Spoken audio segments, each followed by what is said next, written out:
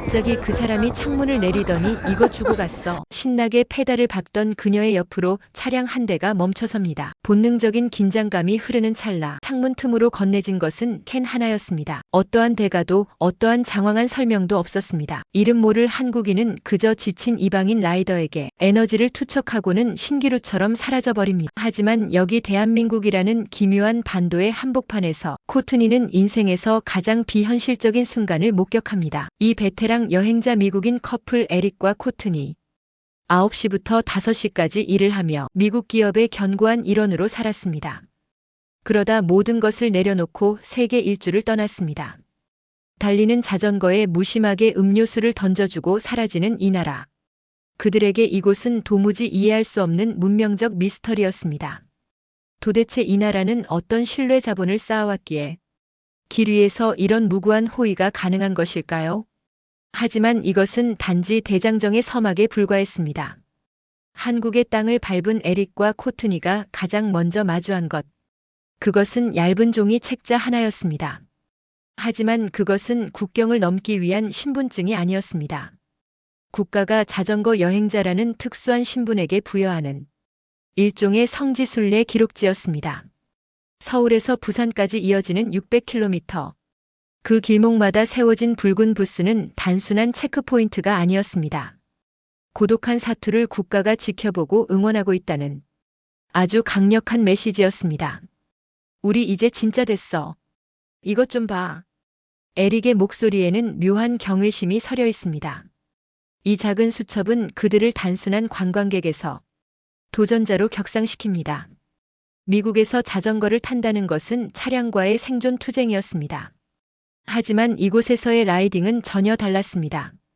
국가가 정교하게 설계한 시스템 안으로 들어가는 경건한 의식이 됩니다. 그들은 이제 이 파란 수첩에 붉은 인장을 채워 넣습니다. 한국이라는 거대한 사회적 유기체의 혈관을 따라 흐르기 시작합니다. 전용 도로에 바퀴가 닿는 순간 이 커플 안에 있던 억압된 영혼은 자유롭게 날 준비가 되었습니다. 에릭은 외칩니다. 지금 우리 거의 날고 있어. 바람조차 우리를 방해하지 않아. 자동차가 단 한 대도 침범할 수 없는 완벽한 격리. 그것은 라이더에게 허락된 최상의 존엄입니다. 그들이 평생 견뎌온 인프라의 결핍. 이 매끄러운 붉은 아스팔트 위에서 완벽하게 치유됩니다. 더욱 놀라운 것은 터널이었습니다. 자전거 한 대를 위해 거대한 산의 허리를 뚫어 만든 전용 터널. 에릭은 그 어둠 속에서 쏟아지는 주황색 조명을 보며 전율합니다. 나 지금 천국에 있는 것 같아. 자전거를 위해 산을 뚫고 강을 가로지르는 나라. 이것은 단순한 토목공사가 아니었습니다. 인간의 이동권과 안전에 대한 국가적 집념이 만들어낸 기적이었습니다. 이방인들에게 이 길은 한국이 세계에 내놓은 가장 화려한 레드카펫과 다름없었습니다. 그리고 이 길 위에는 실로 다양한 사람들이 있었습니다. 접이식 자전거를 탄 사람, 풀에어로 헬멧에 스피드 수트를 갖춘 진지한 레이서, 느긋하게 페달을 밟는 동네 주민까지 저마다 다른 속도와 목적으로 같은 길을 달리고 있었습니다. 한국의 자전거 전용로는 누구의 것도 아닌 모두의 것이었습니다. 국토종주라는 가혹한 고행의 길 위. 그들은 또 다른 인류학적 충격과 마주합니다. 편의점에서 잠시 숨을 돌리던 그들의 옆자리에 앉은 두 명의 한국인. 한 명은 7순, 또 한 명은 8순의 고령이었습니다. 서구의 상식으로 그 연령대는 안락 의자에 앉아 여생을 보낼 시기입니다. 하지만 한국의 노인들은 형형색색의 쫄쫄이 라이딩복을 입고 이 600km의 사투에 뛰어든 실버 워리어들이었습니다. 그들은 이방인 청년들에게 한국 특유의 애정을 드러냅니다. 투박하지만 무척 깊은 애정이었습니다. 간식을 너무 많이 먹으면 안 돼. 본인들은 와인을 마시고 담배를 태우는 모순적인 모습을 보입니다. 하지만 페달을 밟는 근육만큼은 청년 못지않게 단단했습니다. 에릭은 그들의 뒷모습에서 경이로운 통찰을 얻습니다. 저 반백의 머리카락 아래 흐르는 땀방울. 그것이 곧 이 나라를 지탱해온 에너지였음을 말입니다. 노화라는 자연의 섭리에 저항하며 끝없이 나아가는 그들의 모습. 이 나라가 자전거를 단순한 취미로 여기지 않음을 보여줍니다.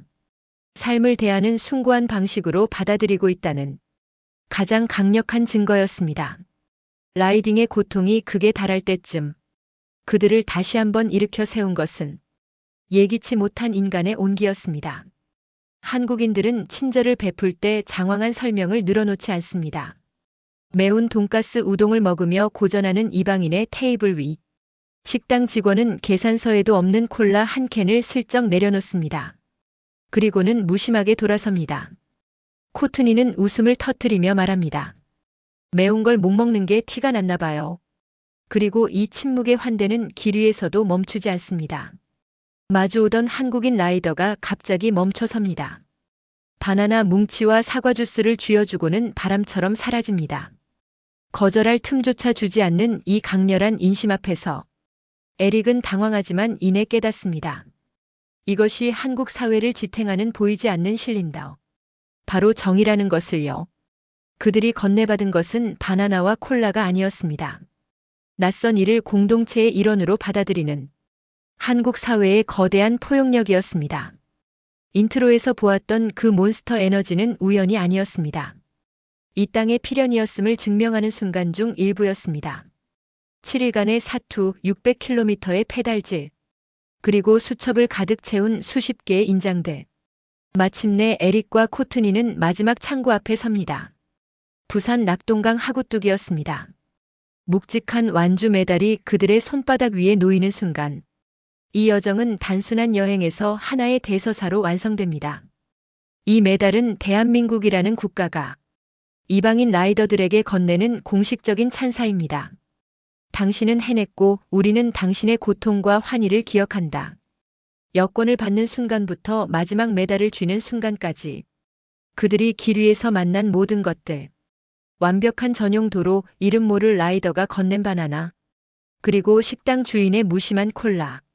이것은 사실 한국이라는 나라가 라이더들을 향해 600km 내내 보내고 있었던 거대한 응원이었습니다. 우리는 묻습니다. 우리가 매일 누리는 이 안전한 자전거 길과 낯선 이에게 건네는 무심한 친절이 과연 흔한 일상일 뿐일까요? 에릭과 코트니의 시선을 통해 본 우리의 일상. 사실 지구 반대편 누군가에게는 평생을 꿈꿔온 문명적 기적이었습니다. 이들이 부산의 바닷바람을 맞으며 미소 지을 때 우리는 깨닫습니다. 가장 위대한 다큐멘터리는 카메라 뒤에 있는 것이 아니라 우리가 당연하게 여기며 살아가는 이 땅의 신뢰와 인프라.